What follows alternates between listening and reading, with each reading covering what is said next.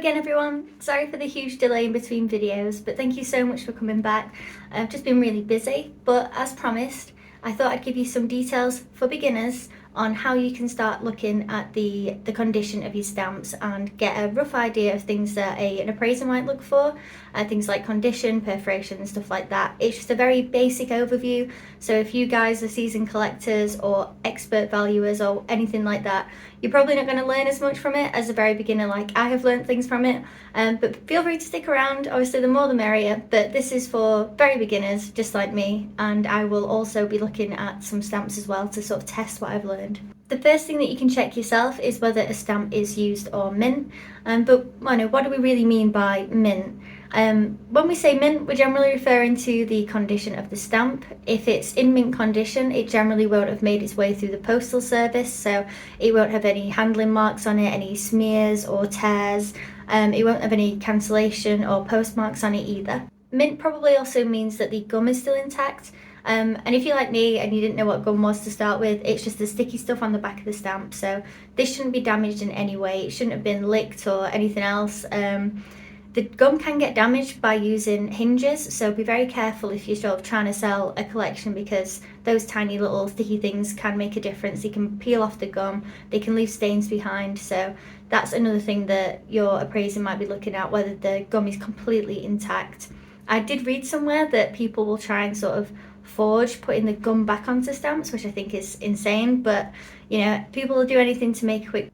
There do seem to be a couple of levels on how mint a stamp can be. So it might be MNH, which is mint never hinged, so nothing's gone on the back of that stamp, it's completely pure. Stamp's never been affixed with a hinge or handled in a way that's going to damage its gum.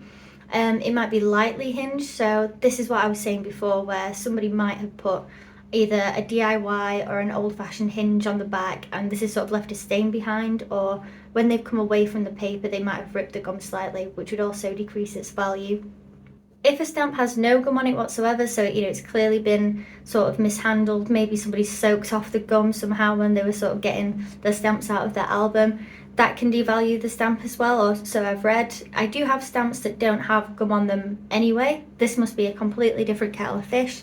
Your professional appraiser will know what they're talking about, but what I've read so far is just that if there's no gum or the gum's been completely removed and it did used to be there, that might cause you some problems if you're trying to get a high price for these stamps. I just want to make a point as well at this part of the video that just because a stamp has been through the postal service does not deem it worthless by any means. In fact, I'm pretty sure that some very rare stamps have been affixed to letters that are very important parts of history, so they will have a higher value. They might still need to be on that document or parcel or whatever that they were sent with originally, but please don't think that just because a stamp has been used that it is now absolutely worthless. They're also very beautiful, but it depends on the history of where the stamp's been, how rare it is in the first place, things like that. So please don't just disregard all the cute used stamps. They're still important as well. Another little thing that a appraiser might look for is the centering of a stamp, which is just sort of the image, the position of the image of the stamp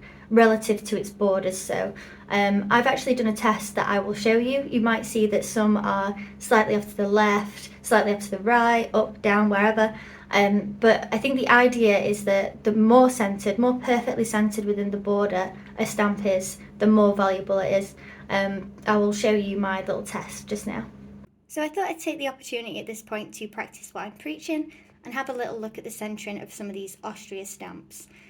Fortunately, the collector who had these before me has put the stamp number on here, so I can go and research that.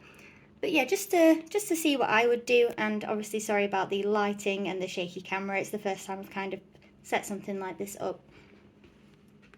So immediately, one thing I can see is how this one here on the right hand side is really shifted to the left. I guess this one is kind of central. This one's a little off to the right. And this one, I mean, got the camera at a funny angle, but I think this one is a little top heavy, if that's the right way to say that, probably not. But yeah, so you can kind of see at a glance what people are meaning by centering when you do have a set of stamps that are all the same.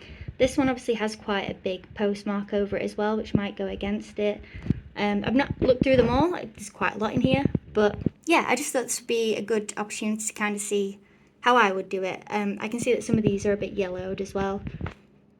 But yeah, I hope that was useful. So grading scale is something that I was reading quite a bit about as well, especially on this website from Mystic Stamp. The grades are superb, which is a score of 95 to 100, which makes it absolutely perfect. Apparently these can be very rare.